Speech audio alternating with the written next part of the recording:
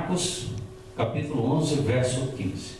Diz assim: E foram para Jerusalém, e entrando ele no templo, passou a expulsar os que ali vendiam e compravam, e derrubou as mesas dos cambistas e as cadeiras dos que vendiam pombas.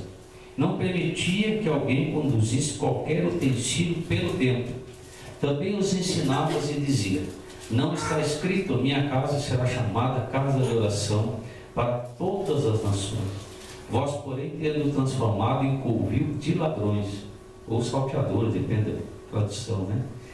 E os principais sacerdotes e escribas ouviam essas coisas e procuravam um modo de lhe tirar a vida, pois temiam, porque toda a multidão se maravilhava com a sua doutrina. E vindo a tarde, saíram da cidade. Amém? Vamos orar ao Senhor? Pai querido, Deus Todo-Poderoso, eu te peço agora a tua direção na condução, Pai querido, para essa palavra, que nós possamos aprender de ti aquilo que o Senhor preparou para nós na noite de hoje. Eu te peço agora, eu te agradeço, em nome de Jesus. Amém. Graças a Deus. Irmãos, esses versículos que nós lemos aqui, que são um pouquinho, né? Estão aqui 3, 5 versículos, falam sobre a purificação do templo. Aqui foi quando Jesus entrou no templo e lá o povo estava vendendo lá no templo, fazendo comércio, né? Fazendo câmbio de dinheiro. Eu já expliquei isso aqui algumas vezes em outras mensagens, né?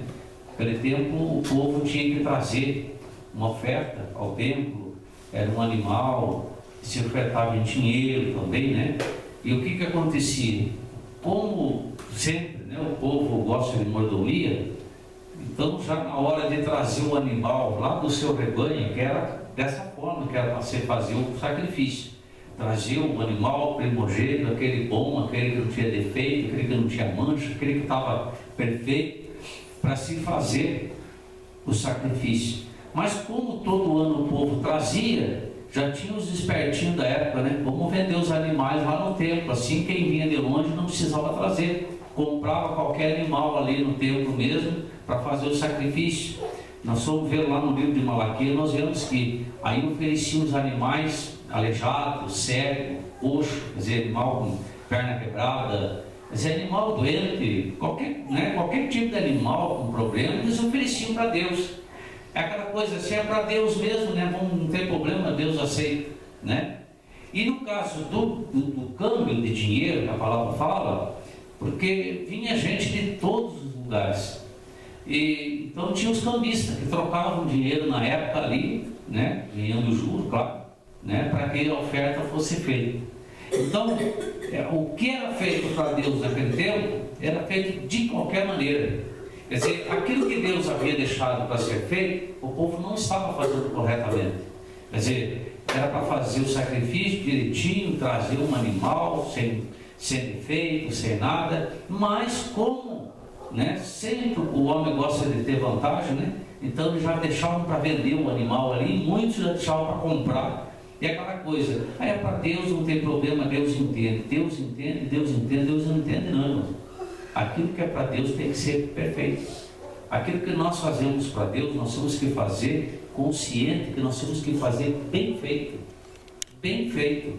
Não adianta a gente fazer alguma coisa para Deus de qualquer maneira. Se nós fazemos alguma coisa de qualquer maneira, Deus não aceita. Tanto que nós vemos que esse sacrifício chegou a um ponto que não agradava a Deus. Deus já não aceitava mais isso. Deus não queria mais esse tipo de sacrifício, porque via que o povo fazia, né, de qualquer maneira. E hoje é a mesma coisa. Se nós nos colocarmos para fazer alguma coisa a Deus, nós temos que fazer de uma forma perfeita, ou pelo menos procurar fazer o mais perfeito possível, não de qualquer forma, né? Nós temos que tirar até, por exemplo, isso aqui que na época faziam de qualquer maneira, e Deus não se agradava como não se agrada no dia de hoje. Mas na realidade o que a palavra hoje, o Senhor hoje gostaria de falar conosco mesmo, seria a respeito da limpeza do templo.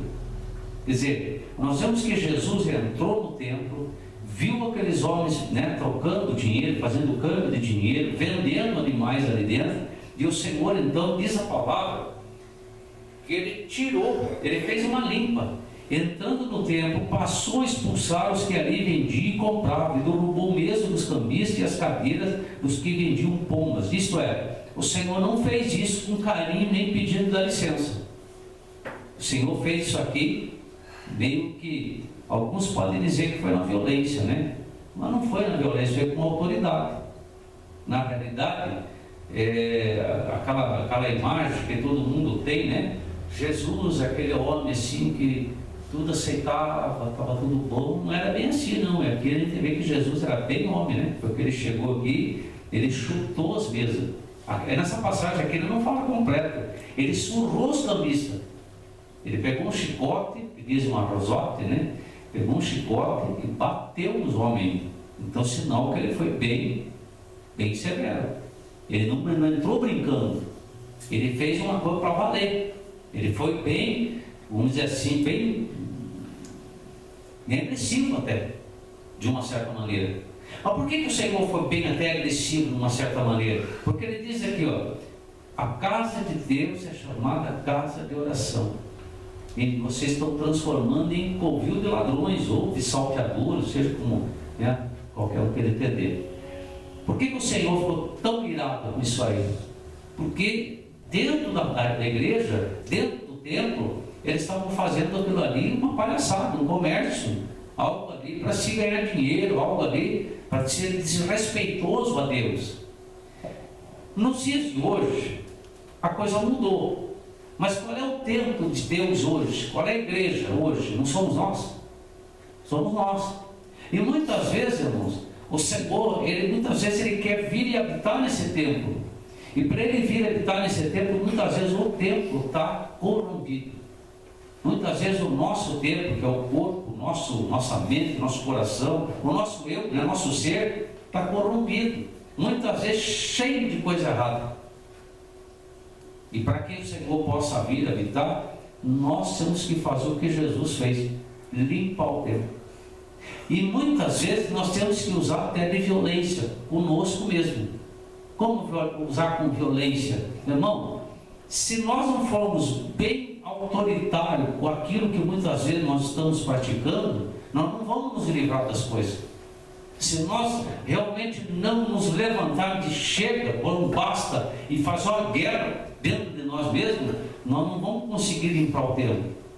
Eu orei para essa senhora lá, estava falando para vocês no começo, nós ficamos lá quase até 2 horas da manhã para fazer a libertação dela. É uma senhora que está com muita enfermidade, cheia de doença, cheia de coisa rara, né? E quando eu falei para ela, vamos fazer o seguinte, dá para a senhora ir pelo menos uma vez na semana na igreja para começar a aprender um pouquinho da palavra? Ah, pastor, meu Deus do céu, já acabado de levantar do chão, tinha acabado de se rolar no chão, completamente possessa. Quando ela chegou lá na casa da pastora Célia para a gente orar por ela, ela estava se torcendo de dor. Em seguida ela estava bem, como quem diz, agora já recebi um não preciso mais. Então não há uma luta para a pessoa, né, receber o Senhor Jesus dentro dela. Ela queria só aquela libertação. Na realidade ela teria que fazer uma guerra contra aquilo que estava dentro dela. Não, mas eu não posso largar a minha igreja. Que igreja, irmão, que as pessoas se agarram? Que espécie de igreja que as pessoas se agarram? A igreja somos nós. Se nós não nos agarrarmos com Cristo, que igreja que vai nos salvar? Que placa de igreja que vai salvar gente? Nenhuma. Nós temos que nos agarrar com Jesus. E essa coisa nada que muitas vezes a gente guarda dentro, muitas vezes, né? Somente a pessoa que está vindo para Jesus, mas eu aprendi assim, eu conheci assim, larga tudo isso, faz uma guerra dentro de si, para se libertar, para encontrar a libertação, senão não liberta. Senão Jesus não pode habitar. Porque o templo está como aqui, era nessa época quando Jesus entrou. Jesus tocou os cambistas, está cheio de coisas corrompidas, coisas corrompendo, né, o templo, né, coisas erradas, pecados, coisa nada que não agrada a Deus. E Jesus aqui foi violento para limpar. Ele foi violento sim, ele bateu nos olhos, surrou, jogou para fora, chutou as cadeiras. Diz aqui que aqui está fala mais, vamos dizer assim, mais ameno, né, derrubou as mesas dos cambistas e as cadeiras dos que vendiam bomba. Irmão, derrubar a cadeira, derrubar a mesa, pode ter certeza que Jesus não pegou uma cadeira, dá licença que eu vou pôr no chão. Jesus meteu o pé, irmão. Tem passagem que diz que Jesus chutou as cadeiras.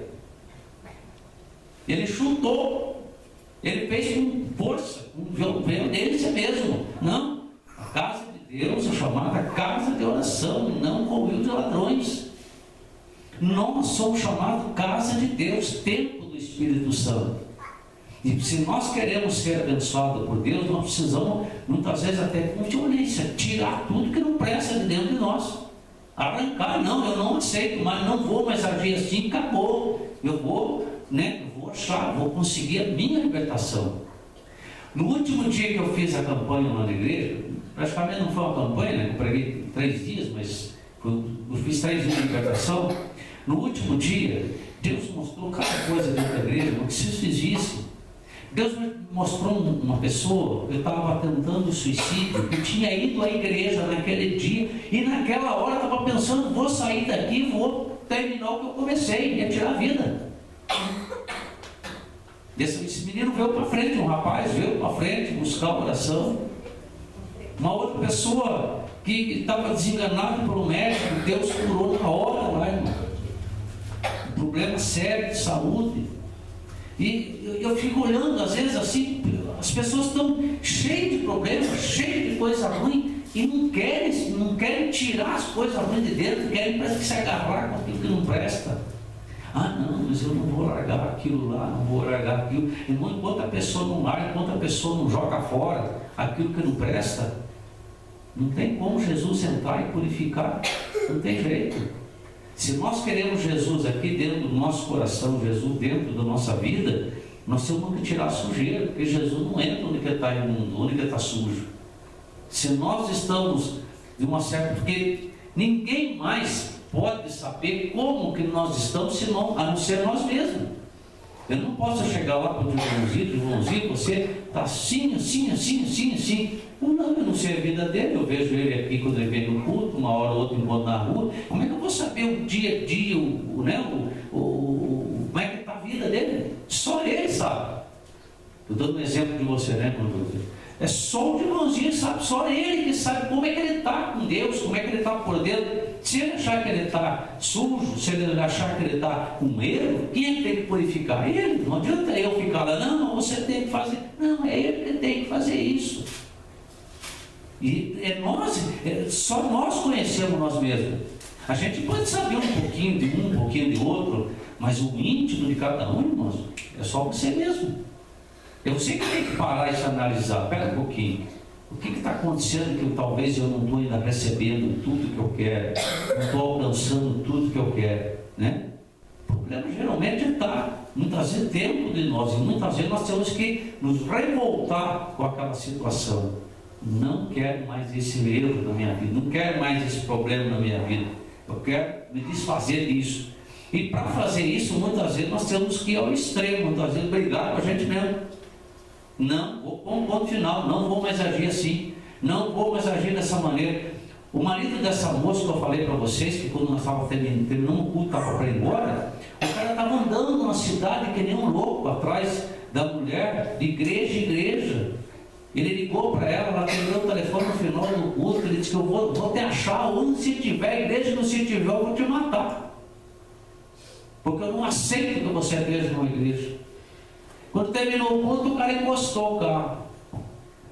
Aí, todo mundo estava indo embora, daqui a pouco uma irmãzinha que estava com ela voltou e falou, pastor, o marido dela está aí, disse que quer falar contigo, manda ele entrar. Ele entrou, se você não soubesse a arrogância desse homem quando ele entrou, você não faz ideia. Porque parou um carrinho na frente, achou que ele estava por cima da carne seca, ele era fulano e tal, né? Parou um carrinho lá, uma Honda, coisa assim. Você achou que ele estava muito importante, aí trocou o peito estufado. 15 minutos depois ele estava miudinho recebendo a oração.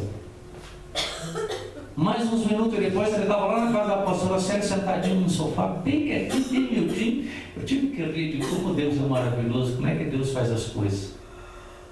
Se a pessoa não dá uma limpada, uma ajeitada, ela não recebe.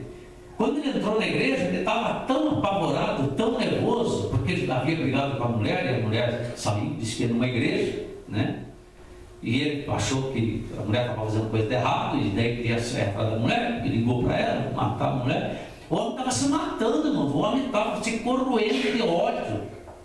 O coração dele estava para explodir. Ele estava com uma dor no estômago tão grande que quando ele entrou na igreja, ele não conseguia quase falar, de dor no estômago, de nervoso.